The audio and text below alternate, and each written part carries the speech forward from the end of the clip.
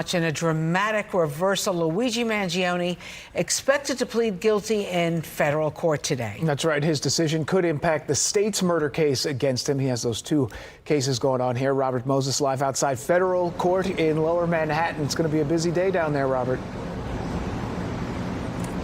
That's right, Dan and Rosanna. And the reason why today's proceedings could affect the state trial is because of the concept of double jeopardy, which means that a person cannot be tried for the same crime twice. And that is why so many people will be watching with rapt attention to see what unfolds here, starting at 11 o'clock this morning in courtroom 110 before Judge Margaret Garnett. Earlier this week, the top federal prosecutor in Manhattan remained tight-lipped about what's happening today. There's a conference scheduled for 11 a.m. on Friday, and that's all we can say at this time.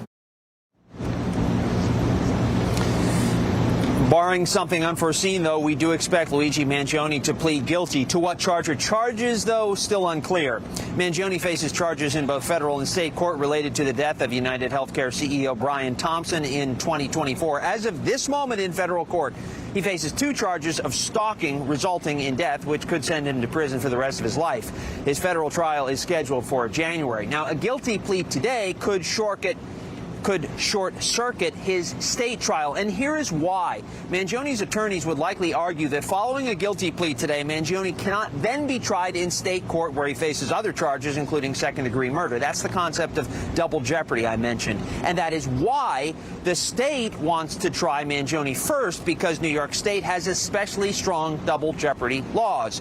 His state trial is scheduled to begin September 8th. That is before the federal trial would take place. The Manhattan DA will likely contend that even after a guilty plea today in federal court, Mangione can still be tried in state court because the state case relates to a different harm, murder, than the federal case, stalking. Mangione's attorneys say that doesn't matter because we're dealing with the same crime, even though the charges are different. Back in January, his attorneys foreshadowed their double jeopardy argument.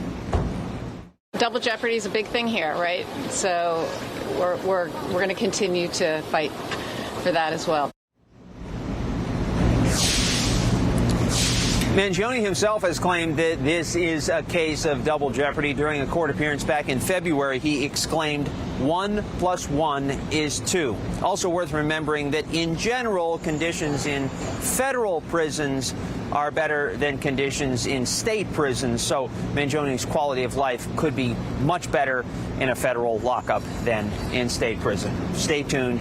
Everything gets underway here at 11 o'clock this morning. Dan, back to you. All right, important points, Robert. Thank you very much.